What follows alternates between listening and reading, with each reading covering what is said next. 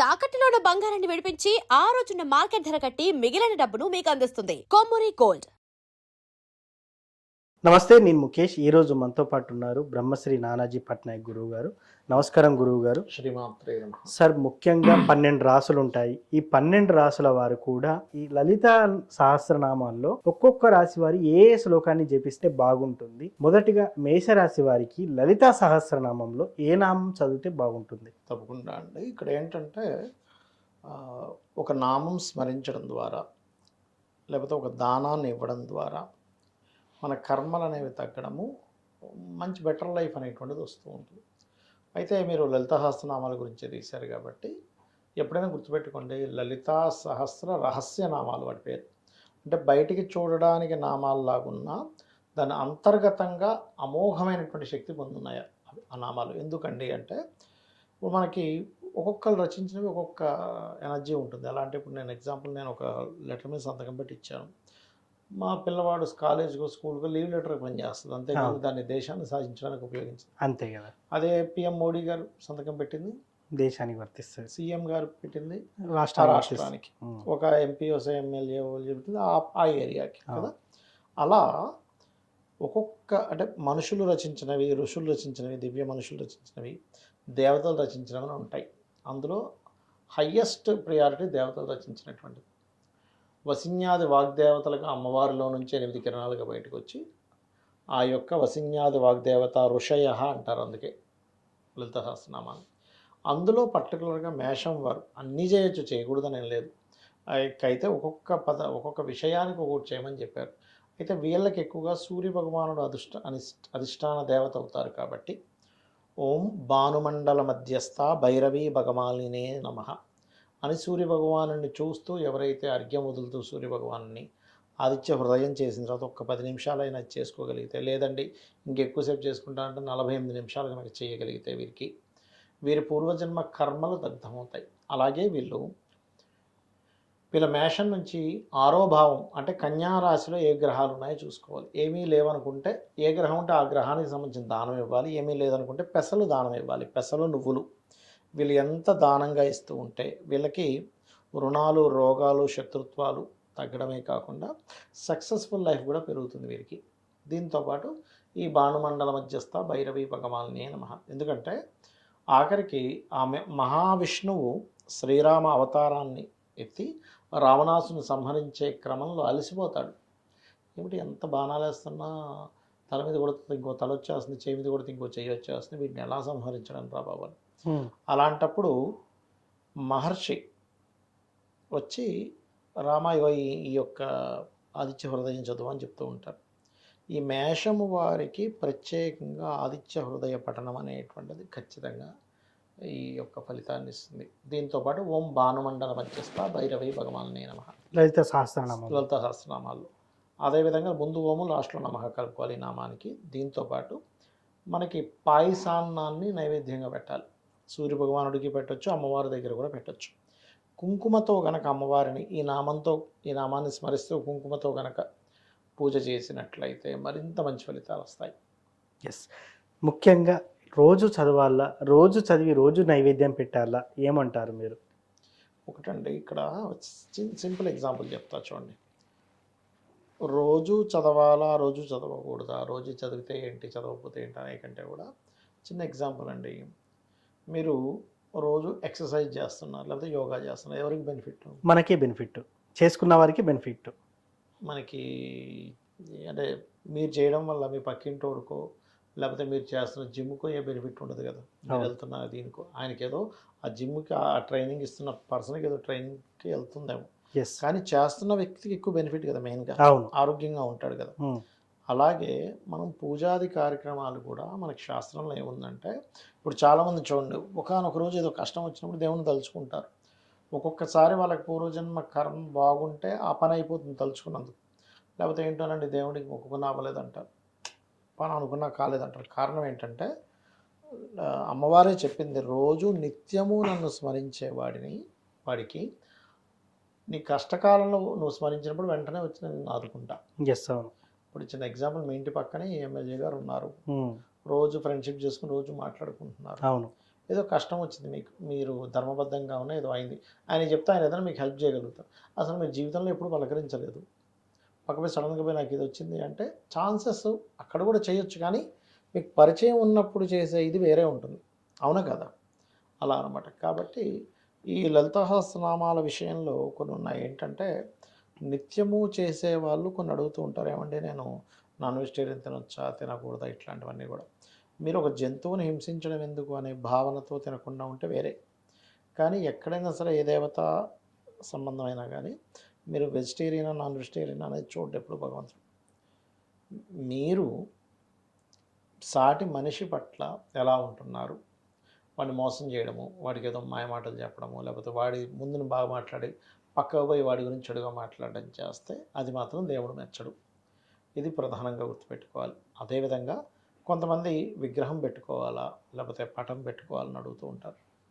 పటమైనా పెట్టుకోవచ్చు, విగ్రహమైనా పెట్టుకోవచ్చు. విగ్రహం కనుక పెట్టుకునేటట్టయితే అంగుష్టమాన్యం అంటే ఒక బొటన వేలంత మాత్రమే ఉండాలి.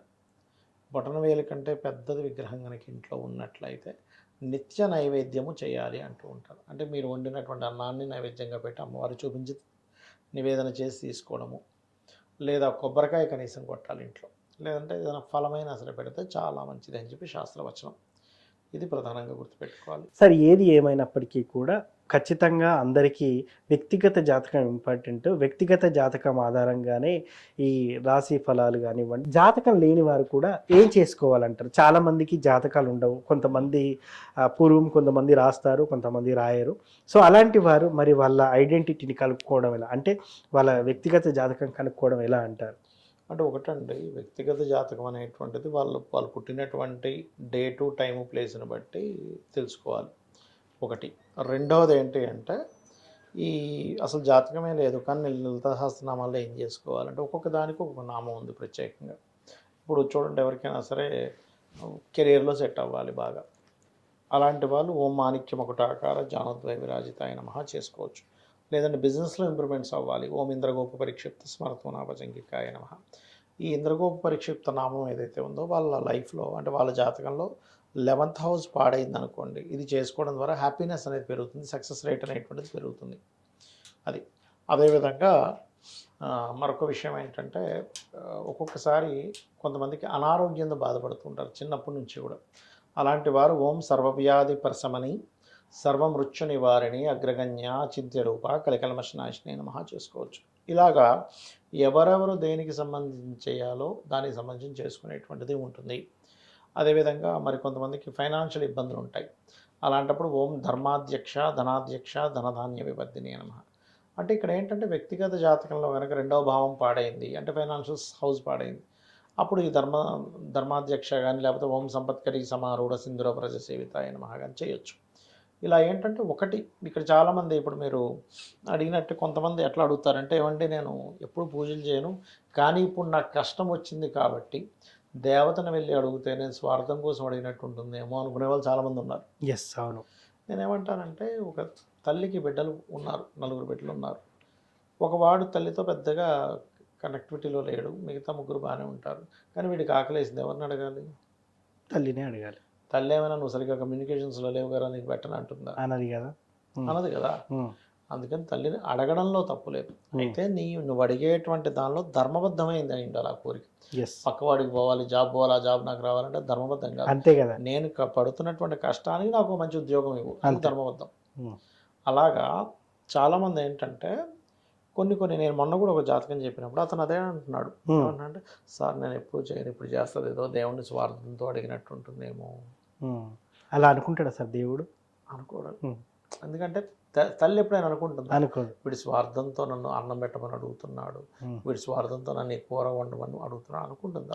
ఆనందంగా పెడుతుంది. ఇంకా అరే ఇంకో ముద్ద వేసుకోరా అని పెడుతుంది. అలాగే భగవంతుడు కూడా నీ యొక్క కోరిక కనుక ధర్మబద్ధమైంది అయితే ఆనందంగా ఇస్తాడు, నీ కోరిక ధర్మబద్ధమైంది కాకపోతే ఇప్పుడు అనడానికి రామాయణంలో ఒక వృత్తాంతం కూడా ఉంటుంది.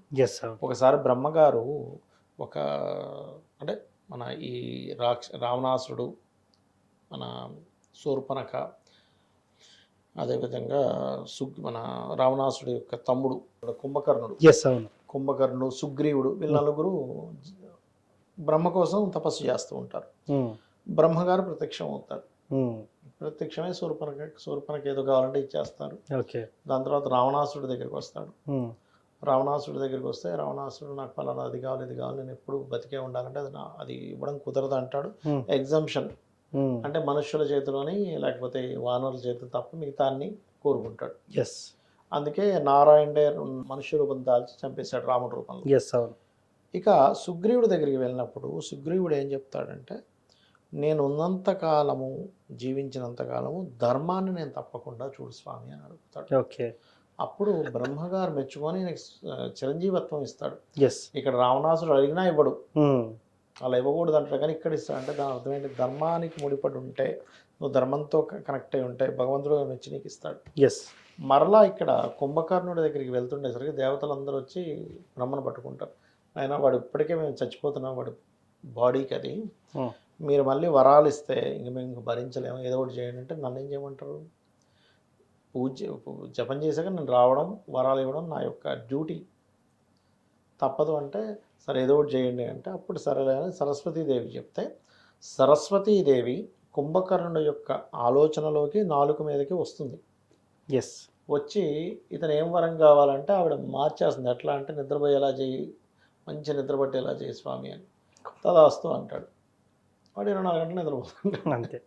సో ఏది కోరుకుంటే అదే అన్నట్టు ఇంకా. అలా ఏంటంటే మనం చేసిన జపానికి మనం చేసిన పూజకి రుణం ఉంచుకోకూడదు కాబట్టి అమ్మవారు ఇస్తుంది. ఎస్, అవును. దాన్ని మనం తల్లిగా భావించినప్పుడు స్వార్థము అనుకో. మీ భావన తల్లి లేదా తండ్రి అనే భావంతో ఉన్నప్పుడు మీకు స్వార్థం అని అనిపించదు ఫస్ట్. ఎస్. ఎప్పుడైతే ఎక్కువగా స్పిరిచువల్లోకి వెళ్ళిపోతారో ఆ స్వార్థంగా అసలు కోరిక కోవద్దు ఫస్ట్. ఎస్, అవును. అది.